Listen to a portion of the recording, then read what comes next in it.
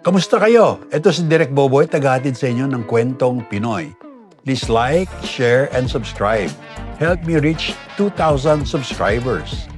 Ngayong episode na to, pupunta tayo sa isang lugar na paborito ng ating national hero, ang Heidelberg. So, sumama kayo sa amin sa Hi na Hi si Rizal sa Heidelberg.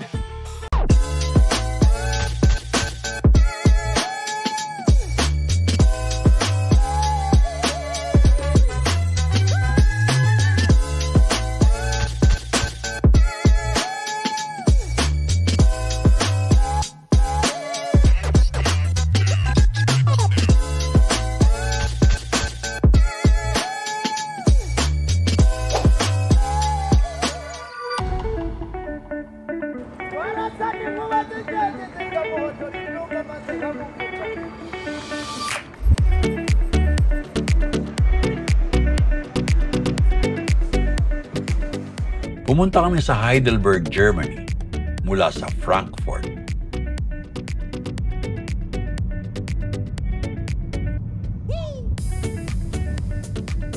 Sumakay ng tren.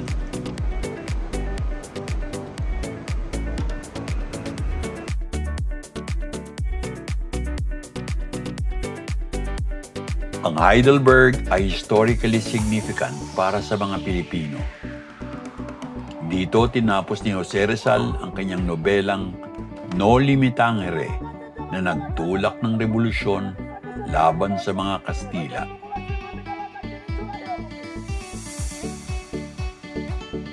Dito rin nag-aral si Rizal bilang ophthalmologist o eye doctor na ang pinakagusto niyang mangyari ay magamot ang kapansanan ng kanyang ina sa mata.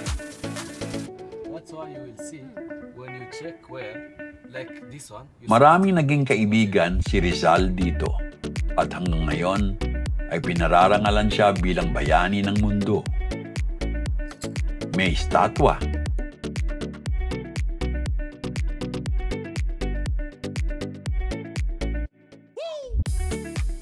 may mga plake,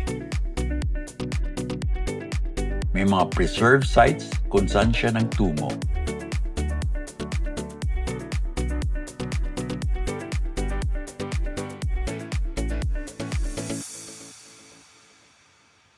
Gustuhin ko man na sa mga lugar na yon sa Heidelberg ako pumunta, walang pagkakataon.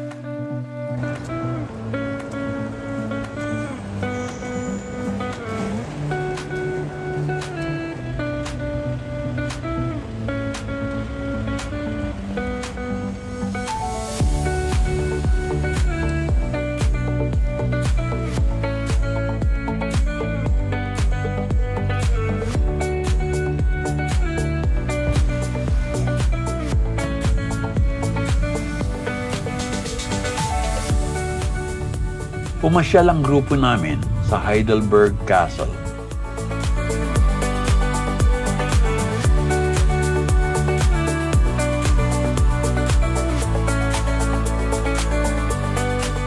Isang kastilyo kung saan tanaw ang Old Town.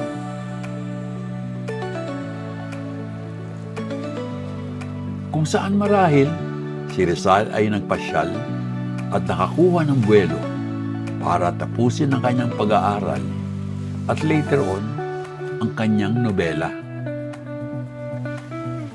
Sumakay muna kami ng funicular.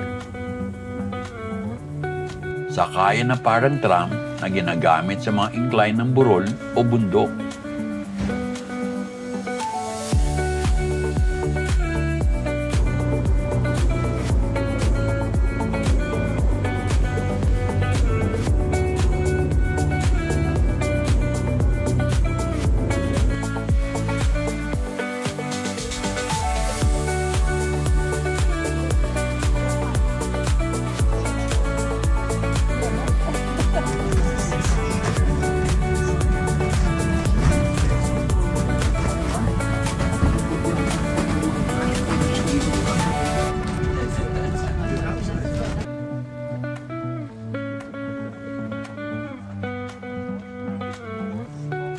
Ang Heidelberg Castle ay nagsimula bilang tahanan ng mayamang pamilya noong noong 1300s.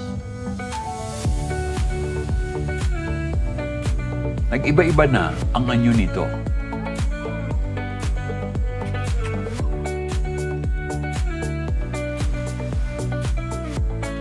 Ilang beses ng araw ito tinamaan ng mga kidlat at nagiba.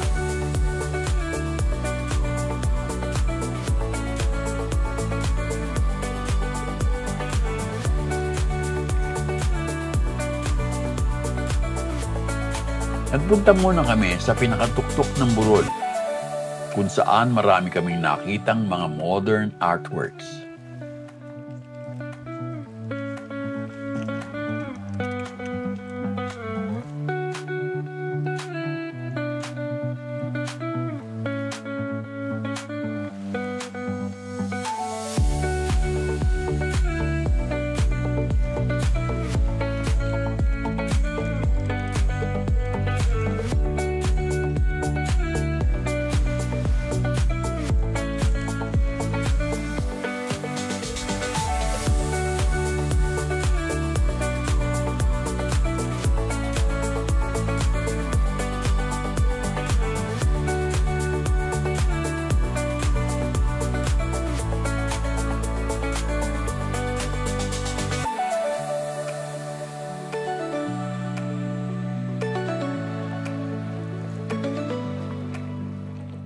Tsaka kami bumaba sa present site ng Heidelberg Castle.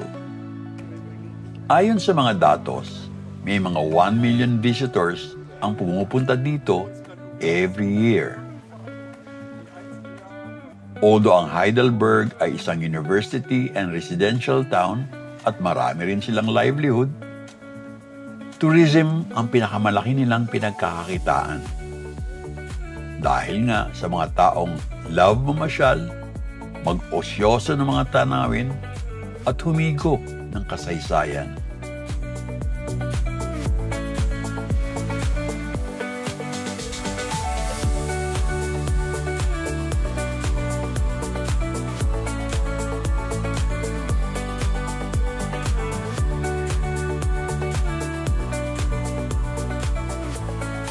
Never pa na-restore fully ang kastilyo.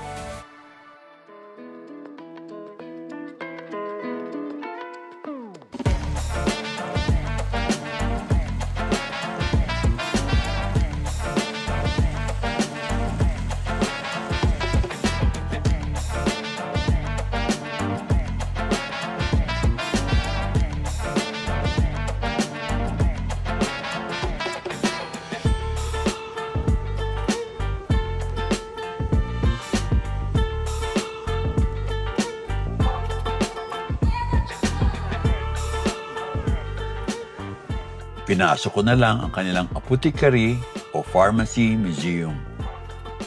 Para siyang pinaghalong science at folk witchcraft. Dito mo mawawari na ang paggagamot ng tao ay tumatawid mula sa kanyang spiritual at physical planes.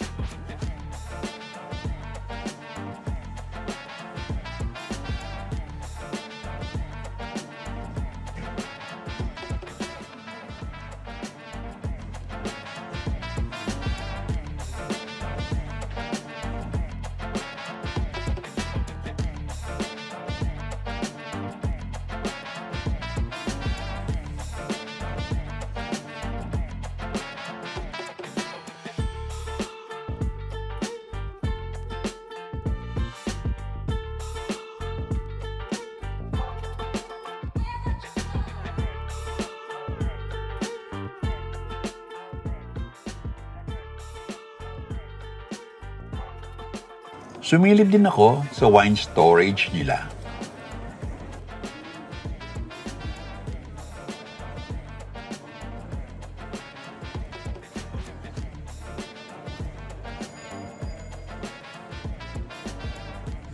Ito naman ang garden na ginawa daw in less than a week bilang regalo sa misis ng tahanan.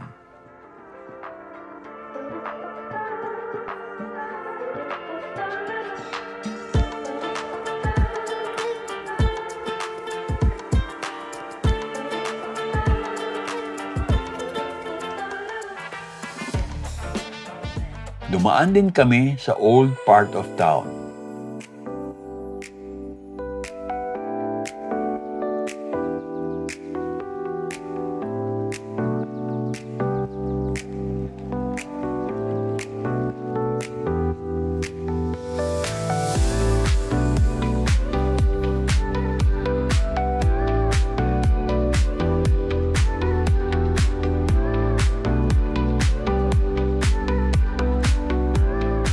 Kung saan kami nag-lunch.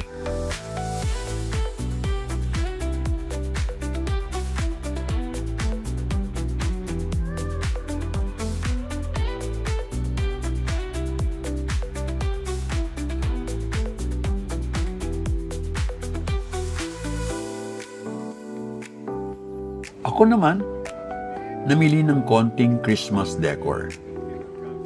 Maaga pa kay Jose Marichan ang mga Pasko bazaars and stores nila dito. Gusto ko sanang mamakyaw. Kaso, pantingi ang aking bulsa.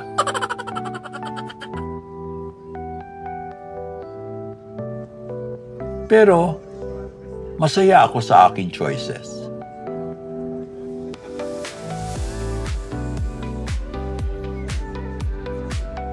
Siyempre pa, nagpunta kami sa simbahan. Dito sa Church of the Holy Spirit para magpasalamat sa aming safe trip.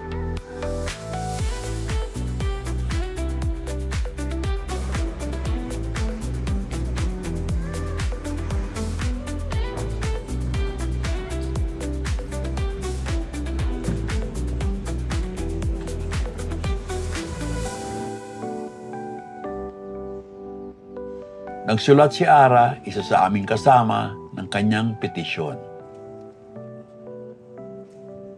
Ako naman, ang wish ko, ibinulong ko na lang kay Lord. Oh, thank you so much. Hanggang sa muling vlog,